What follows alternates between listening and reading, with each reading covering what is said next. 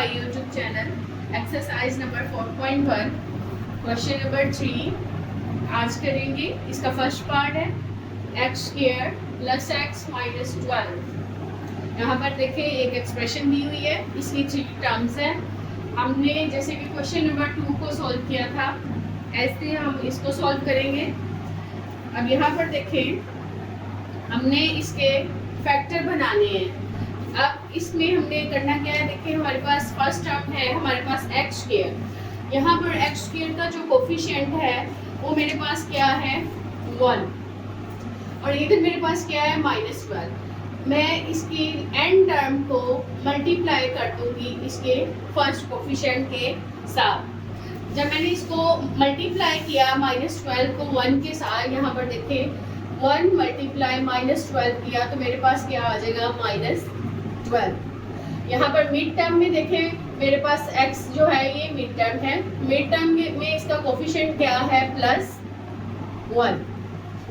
अब मैंने इस टर्म को ऐसे ब्रेक करना है कि अगर मैं ऐसे नंबर लेके आऊंगी ब्रेक करके कि मैं अगर उन्हें मल्टीप्लाई करूं तो मेरे पास -12 आए और अगर मैं उनको ऐड या सब्ट्रैक्ट करूं तो मेरे पास जो है वो +1 बनना चाहिए। अब यहाँ पर देखें प्रोडक्ट ऑफ द फैक्टर्स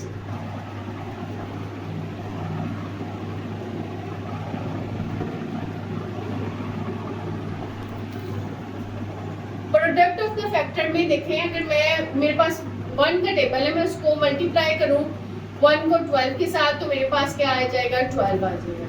यहाँ पे अब मैं 2 पे करूंगी तो 2 6 12 होता है। यहाँ पर मैं ये राइट कर दूंगी 3 4 12 होता है। यहाँ पर मैंने ये राइट कर दिया। अब यहाँ पर हमने देखें ये इन सब से जो है वो मेरे पास 12 आ रहा है। अब यहाँ पर मैं लिखूंगी इसके factor, sum of the factors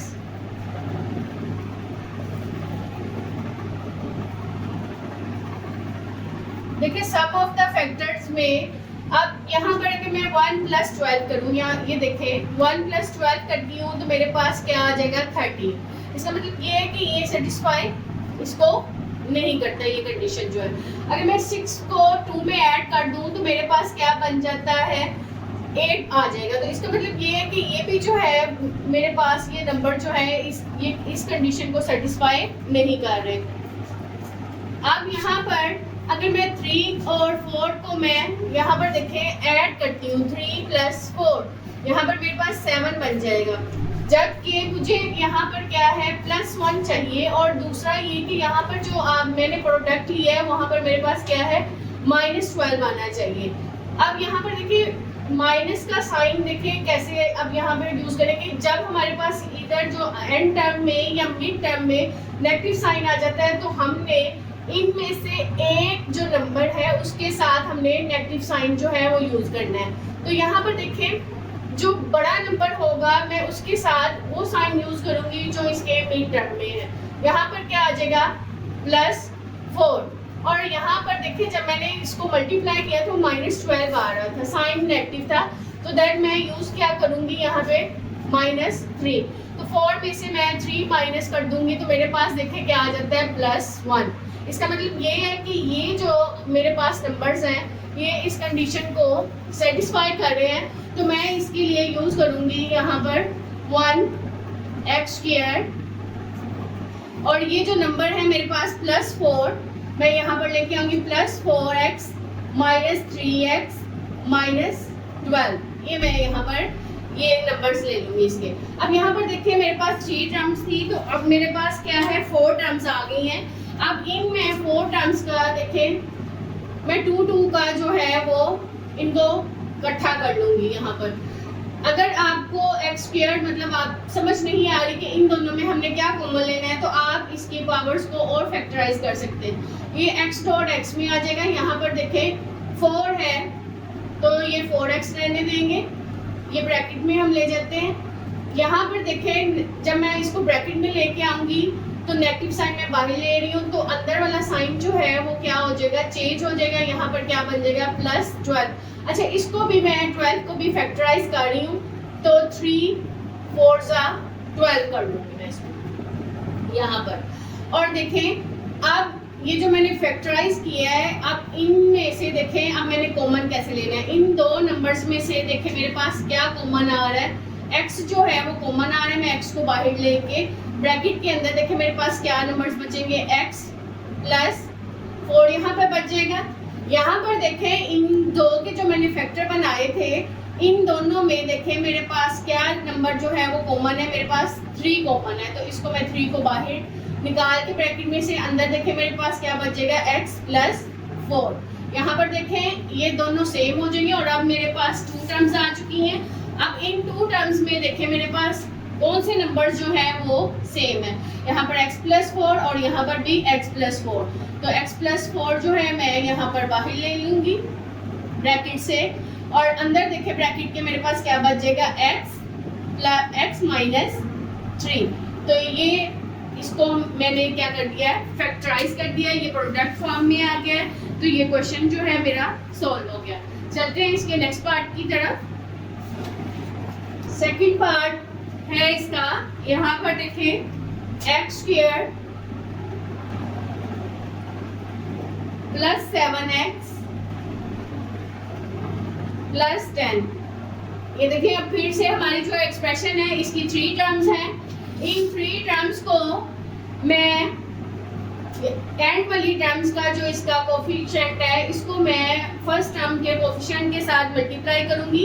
यहाँ पर देखिए मेरे पास मैंने 1 मल्टीप्लाई किया 10, तो मेरे पास क्या आ जाएगा यहाँ पर 10। मतलब मैं अगर इन दोनों का प्रोडक्ट लूँ तो मेरे पास 10 आता है। और अगर मैं इनको मिड टर्म को देखती हूँ तो वहाँ पर मुझे क्या चाहिए, प्लस 7 चाहिए। अब यहाँ पर देखें टेबल देखें, 1 का टेबल है, 10 जाएगा तो 10 आ जाएगा यहाँ पर। फिर नेक्स्ट 2 5 का क्या होता है, 10 होता है। उसके अलावा 10 जो है वो ना 3 पे जाएगा ना 4 पे ना 5 तो खुद आ चुका है ना 5 पर भी हम होंगे। अब हमने देखना ये है कि मेरा 7 किस से बनता है। अगर मैं 10 में 1 ऐड करती हूँ और देखें इसमें जो साइन है वो दोनों के दोनों जो है वो प्लस साइन यूज किए गए हैं, इसलिए करके हमारा कोई भी जो है वो नेगेटिव यूज नहीं होगा। तो ये कंडीशन को मैं अगर करती हूँ 1 प्लस 10 तो ये बन जाएगा 11। तो ये कंडीशन सेटिस्फाई नहीं करेगी। तो 2 प्लस 5 जो है अगर मैं ऐड करती हूँ तो ये क्या बन जाएगा, 7। इसका मतलब ये है कि ये जो दो नंबर है 2 और 5 ये इसके फैक्टर में यूज होंगे। यहाँ पर देखें x square plus 5x plus 2x plus यहाँ पर क्या बन जाएगा 10। यहाँ पे 3 टर्म्स से हम 4 टर्म्स में आ गए हैं। अब नेक्स्ट देखें ये 4 टर्म्स को हम दो को जो है वो इकट्ठा कर लेंगे। यहाँ पर देखें इन दो में जैसे कि मैंने पहले क्वेश्चन में बताया है कि यहाँ पे इन दोनों में देखें क्या कॉमन आ रहा है, x। तो देन उसको मैं यहाँ पर राइट कर दूंगी x। अंदर मेरे पास देखें यहाँ पे इस टर्म में क्या बचेगा x और इधर मेरे पास क्या बचेगा 5।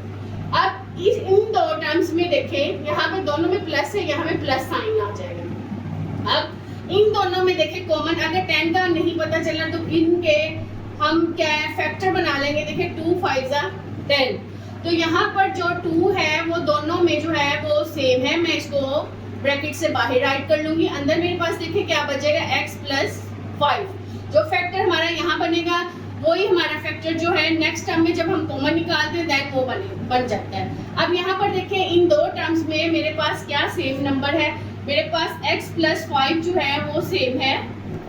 मैंने इसको राइट कर लिया और यहाँ पर मेरे पास क्या बच जाएगा, यहाँ पर x बचा है और यहाँ पर मेरे पास क्या बच जाता है 2 बच जाता है। तो इस तरह ये जो है मैंने इस क्वेश्चन को फैक्टराइज कर दिया है, ये प्रोडक्ट फॉर्म में आया है। तो चलते हैं नेक्स्ट क्वेश्चन की तरफ। नेक्स्ट क्वेश्चन इसका थर्ड पार्ट देखें। इसका x स्क्वायर माइनस 6x है, x square minus 6x plus यहाँ पर मेरे पास क्या है 8 है। अब यहाँ पर देखें मैंने एंड टर्म्स के नंबर को मैंने इसके फर्स्ट के साथ कोफिशिएंट के साथ मल्टीप्लाई कर देना है। यहाँ पर मेरे पास 1 है। अब यहाँ पर देखें मैंने 8 को जब 1 के साथ मल्टीप्लाई किया तो मेरे पास आ गया 1 8 8, राइट हो गया। अगर अब यहाँ पर देखें यहाँ पर नेगेटिव साइन आ रहा है इसकी मिड टर्म में, ठीक है, मिड टर्म को हमने ब्रेक करना होता है। अब यहाँ पर मैंने ये भी कोशिश करनी है, यहाँ पर देखें कि अगर मैं उनको जो नंबर्स लेके आऊँगी उनको मैं ऐड या सब्ट्रैक्ट करूँ तो मेरे पास जो है -6 जो है वो बनना चाहिए। अब यहाँ पर देखें 1 मल्टीप्लाई बाय 8 तो यहाँ पर 8 आ जाएगा। 2 4 सा देखें 8 होता है। अब यहाँ पर अगर मैं 1 और 8 देखें 8 को मैं सब्ट्रैक्ट कर देती हूँ। देखें अब जब नेगेटिव आएगा तो मैं यहाँ पर 8 जो मेरा फैक्टर होगा मैं उसमें नेगेटिव साइन यूज करूंगी और एक प्लस में होगा। तो नेगेटिव साइन अगर मैं इसके साथ लगाती भी हूँ -8 बड़ी अमाउंट के साथ और छोटी के साथ जो है मैं +1 करती हूँ तो मेरा आंसर क्या आता है -7। इट मीन्स कि ये सेटिस्फाई नहीं करेगी ये कंडीशन जो है। अब इसको 4 और 2 को देख लेते हैं। यहाँ पर देखें अगर मैं -4 कर दूँ, ठीक, और यहाँ पर अब मैं यहाँ ये कर दूँ कि -2 कर दूँ तो ये मेरे पास क्या बन जाता है -6।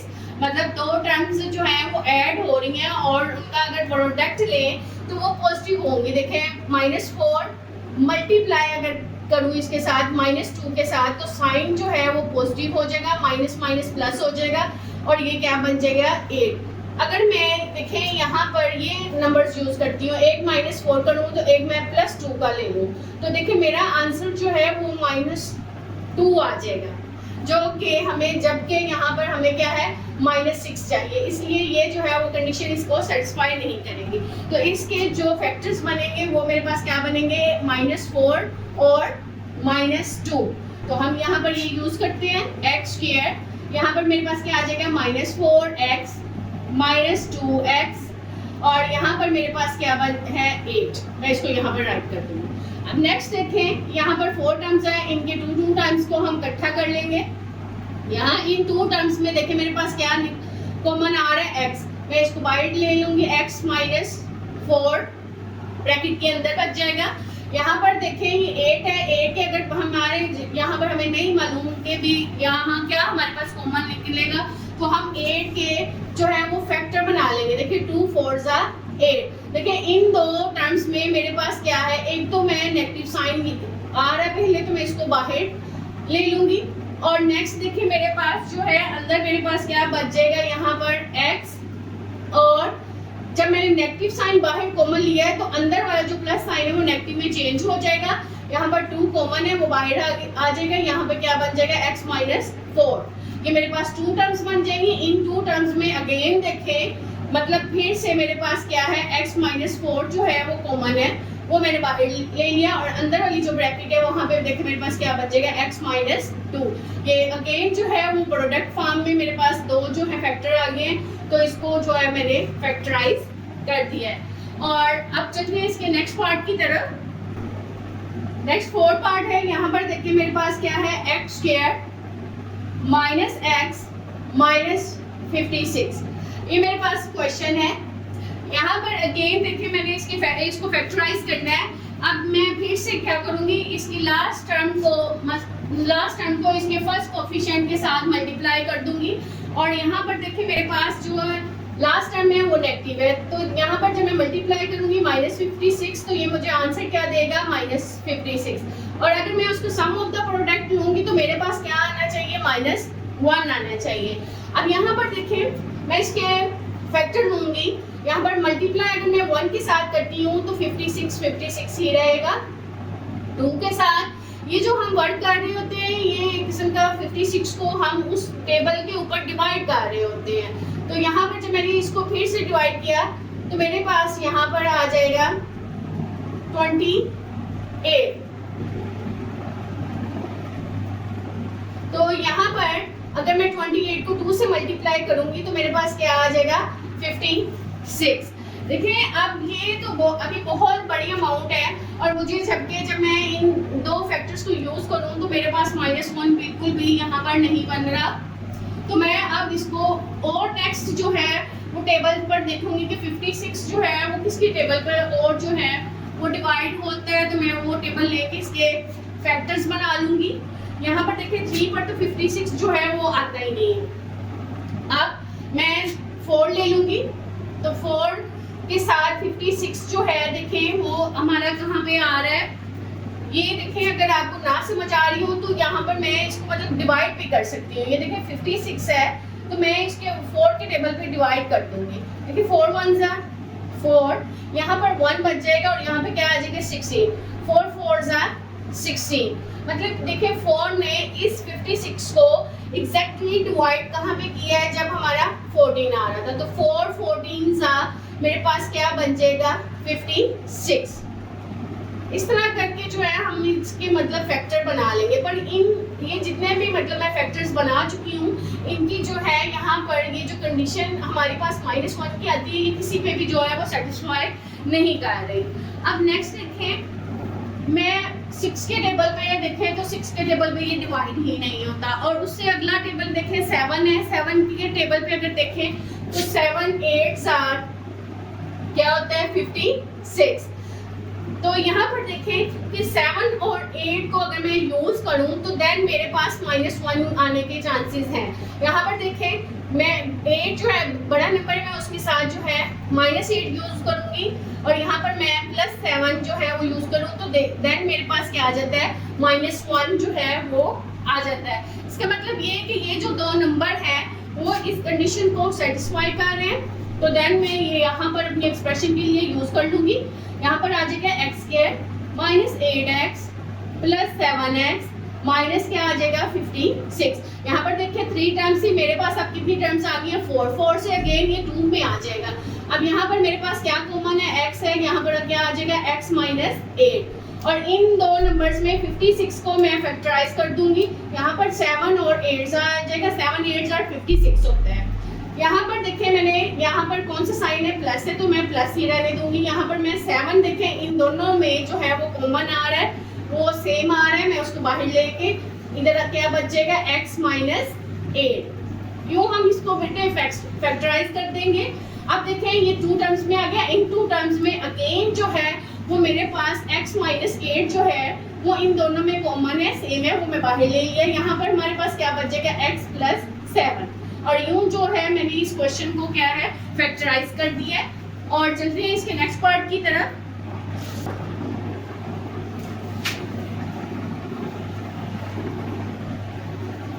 फाइव पार्ट है अब इसका। यहाँ पर देखिए इसकी एक्सप्रेशन क्या है, मेरे पास x² - 10x - 24 ये मेरे पास एक्सप्रेशन है। अब वही इसका मेथड है जो कि हम पहले क्वेश्चंस में कर चुके हैं। इसकी फर्स्ट टर्म का जो कोफिशिएंट है उसको हम मल्टीप्लाई करेंगे एंड टर्म के साथ। ये इसकी एंड टर्म है, ये इसका फर्स्ट टर्म है और इसका कोफिशिएंट देखें यहाँ पर इस टाइम में 1 है। 1 मल्टीप्लाई में मैं -24 करूंगी, ये सेम एज जैसा कि मैंने 4 पार्ट किया है वैसे ही है। यहाँ पर क्या आ जाएगा -24 और इसकी जो मिड टर्म है वहां पर देखें मुझे क्या चाहिए -10। मैं अगेन इसको सॉल्व करूंगी। देखिए 1 मल्टीप्लाई बाय 24 आ जाएगा यहाँ पर, तो 2 12 का क्या होगा मेरे पास 24। उसके बाद ये 3 पर भी जाएगा, 3 multiply by 8 is equal to 24। इस तरह जो है मेरे फैक्टर जो है वो बनते जाएंगे। अब मैंने ये देखना है कि ये वाली जो -10 वाली कंडीशन है वो किसको जो है वो सेटिस्फाई करेगी। 24 और 10 जो है वो ये कंडीशन तो सेटिस्फाई करती नहीं है। अब यहाँ पर ये हम चेक कर लेते हैं 12 और 2 को अगर हम सॉल्व करते हैं तो मेरे पास क्या जो है ये कंडीशन सेटिस्फाई होती है। बड़ा ही जो अमाउंट है वो 12 है, यहाँ पर मैं -12 यहाँ पर यूज कर लूंगी और छोटी अमाउंट जो है वो 2 है, वहाँ पर मैं +2 यूज करूंगी। देखिए -12 + 2 करें तो मेरे पास आंसर जो है वो -10 आता है। और अगर मैं इन दोनों नंबर्स का प्रोडक्ट लेती हूँ -12 और 2 को मल्टीप्लाई करती हूँ यहाँ पर, तो देखिए मेरे पास ये -24 आ जाता है। इसका मतलब ये है कि ये कंडीशन जो है इस क्वेश्चन को सेटिस्फाई कर जाती है।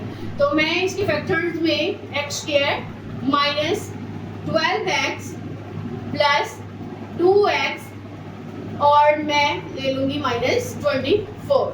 अब यहाँ पर देखें अगेन ये 4 आपकी टर्म्स बन गई हैं। मैं दो टर्म्स को जो है वो इकट्ठा कर लूंगी और इनमें से देखें पहली 2 टर्म्स में से मेरे पास x कॉमन आ रहा है, मैं x ले लूंगी। यहाँ पर x माइनस क्या बन जाता है 12। अब ये 2 टर्म्स हैं। अब अगर अगेन आपको फिर समझ ना आ रही हो तो ये देखें 24 है, 24 का हमने क्या फैक्टराइज इसको कर देना है। तो ऐसे फैक्टराइज हमने करना होता है कि जो कोफिशिएंट इधर मौजूद है उस तरह की जो है वो फैक्टराइज हमारे पास बन जाए कुछ। तो यहाँ पर देखें मैं अगर 2 12 करती हूँ तो मेरे पास क्या बन जाता है 24 4। तो इसका मतलब ये कि इन दोनों में 2 कॉमन है, तो मैं 2 कॉमन ले लूंगी। यहाँ पर मेरे पास देखिए क्या बच जाएगा, x माइनस यहाँ पर मेरे पास क्या आ जाएगा 12। अब देखिए ये अगेन 2 टर्म्स में आ गया। इन 2 टर्म्स में अगेन मेरे पास जो नंबर्स हैं वो कौन से सेम है, x माइनस 12। ये मैं कॉमन लिया इसमें से, इधर मेरे पास x बच जाएगा और इस टर्म में देखिए मेरे पास बेटा क्या बचेगा +2 और यूं ये प्रोडक्ट फॉर्म में आ गया। ये हमने इसको क्या कर दिया, इस क्वेश्चन को फैक्टराइज कर दिया। चलते हैं इसके नेक्स्ट पार्ट की तरफ। इसका यहाँ पर देखिए इसका 6 पार्ट है।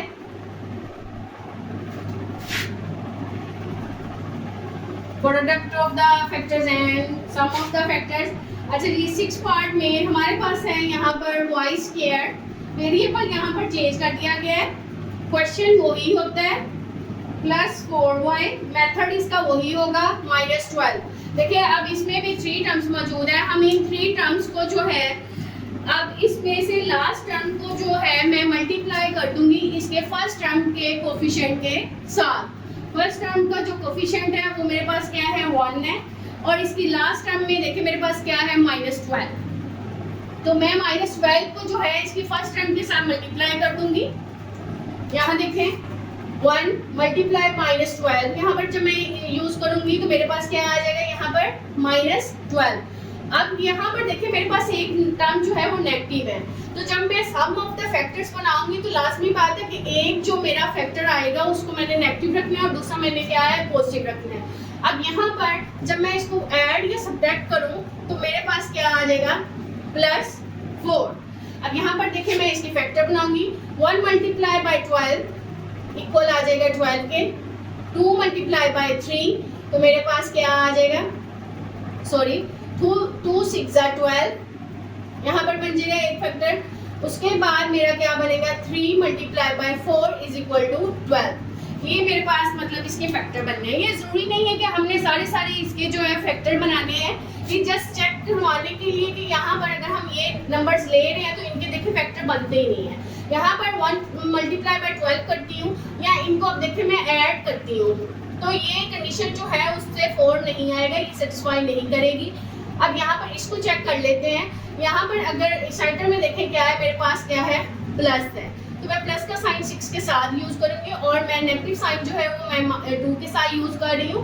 तो 6 में से अगर 2 निकालते हैं तो देखिए मेरे पास क्या आ जाता है +4। इट मीन्स कि ये कंडीशन जो है वो इसको सेटिस्फाई कर रही है, तो मैं इसको यूज कर लूंगी। ये भी कंडीशन जो है इसको सेटिस्फाई नहीं कर रही। अब यहाँ पर देखें y वेरिएबल के साथ है y² + 6y, यहाँ पर माइनस क्या आ जाएगा 2y - 12, ये 4 टर्म्स में आ जाएगा। इन 2 टर्म्स को इकट्ठा कर लें। यहाँ पर क्या आएगा y कॉमन है इसमें, तो यहाँ पे क्या आ जाएगा y + 6। अब इन 2 टर्म्स में देखें, एक तो हम नेगेटिव साइन है तो मैं नेगेटिव साइन जो है यहाँ पर राइट कर दूंगी और 2 साथ में कॉमन, तो इसका 12 का फैक्टर क्या बनता है 2 6 12। ये यहाँ पर देखें 2 यहाँ भी कॉमन, यहाँ भी कॉमन 2 बार, यहाँ पर क्या आ जाएगा y। अब यहाँ पर साइन है नेगेटिव और देखें अब जब मैंने अंदर यूज करना है तो मैं देखें कौन सा साइन यूज करूंगी। अगर मैं नेगेटिव बाहर ले रही हूँ तो अंदर वाला साइन जो है वो मेरा चेंज हो जाएगा, यहाँ पर क्या आ जाएगा प्लस, तो यहाँ पर मेरे पास क्या आएगा y + 6। अब इन दोनों में देखें मेरे पास कॉमन क्या आ रहा है y + 6 जो है, इन दोनों टर्म्स में मेरे पास जो है वो कॉमन है, वो मैं राइट कर दूंगी और इधर मेरे पास क्या बचेगा y और यहाँ पर मेरे पास क्या बचेगा -2 और यूं मैंने इसको क्या कर दिया फैक्टराइज। चलते हैं इसके नेक्स्ट पार्ट की तरफ। इसका नेक्स्ट पार्ट देखें 7 पार्ट है,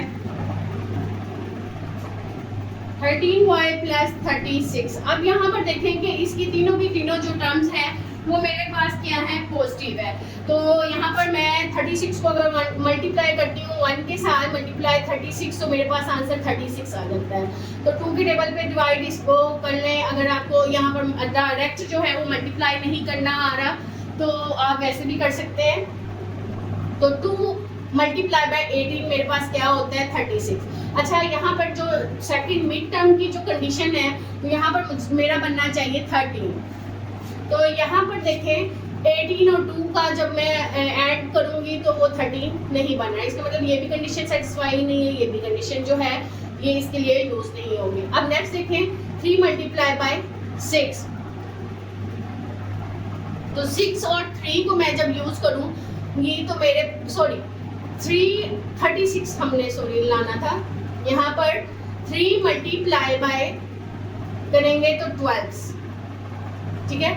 12 मल्टीप्लाई बाय 3 तो मेरे पास क्या आ जाता है 36। तो ये भी कंडीशन इसको सेटिस्फाई नहीं कर रही। उसके बाद हम 4 पे चले जाते हैं। 4 9 मेरे पास क्या बनता है 36।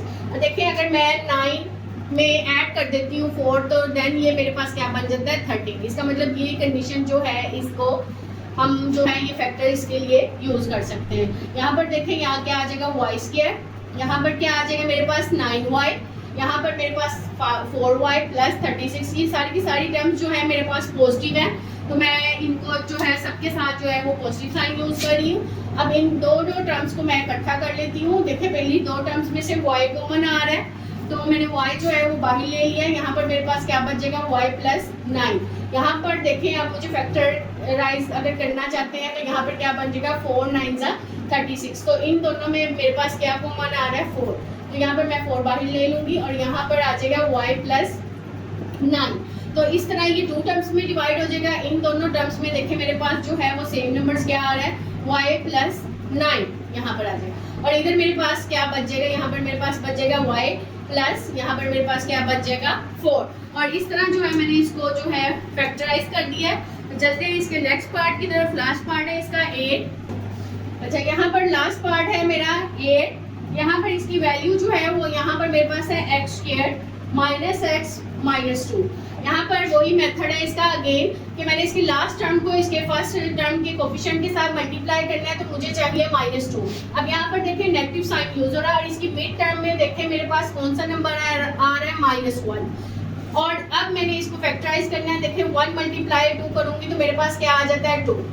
तो आई थिंक सो कि ये जो नंबर है वही हम इसके लिए जो है वो यूज कर लेते हैं। यहाँ पर जो बड़ी अमाउंट है वो मेरे पास क्या है -2, और अगर मैं 1 है तो उसके साथ मैं प्लस साइन यूज करूँ 1, तो यहाँ पर मेरे पास क्या बच जाता है -1। तो ये जो कंडीशन है इसकी फर्स्ट वही जो है इसकी ये जो है वो यूज हम कर लेंगे। ये इसको सेटिस्फाई कर रही है। यहाँ पर देखिए x² माइनस 2x और यहाँ पर क्या आ जाएगा प्लस 1x आप यूज कर सकती है -2। यहाँ पर देखें अगेन जो है 3 टर्म्स जो है वो 4 टर्म्स में आ गई हैं। इन 4 टर्म्स को हम दो को इकट्ठा कर लेंगे। अब इस 2 फर्स्ट टर्म्स में देखें मेरे पास सेम नंबर्स जो है वो क्या है x है। x में इनमें से कॉमन बाहर लेके ब्रैकेट के अंदर देखिए मेरे पास क्या बचेगा यहाँ पर x -2 यहाँ पर बचेगा। यहाँ पर देखिए मेरे पास इन दोनों में जो है देखिए अब यहाँ पर आप समझ अगर आ रही है, यहाँ पर देखिए 1 है। यहाँ पर अगर देखें तो 2 अगर हम मल्टीप्लाई 1 करें तो 2 ही रहता है। तो इन दोनों में जो है मेरे पास क्या आ जाएगा +1 सेम नंबर आ जाएगा। तो यहाँ पर भी मेरे पास क्या बचेगा x -2। अब यहाँ पर देखिए ये 2 टर्म्स में आ गया। 2 टर्म्स में अगेन जो मेरे पास नंबर्स हैं x -2 जो है वो मेरे पास सेम आ जाता है। इनको मैं कॉमन ले लूँगी x -2 और यहाँ पर मेरे पास क्या बचेगा x + 1। तो इस तरह ये मैंने इस क्वेश्चन को फैक्टराइज कर दिया है। तो इस तरह ये क्वेश्चन नंबर 3 जो है हमारा कंप्लीट होता है। उम्मीद है कि आपको समझ आ चुकी होगी। मिलते हैं नेक्स्ट वीडियो में। अल्लाह हाफिज़।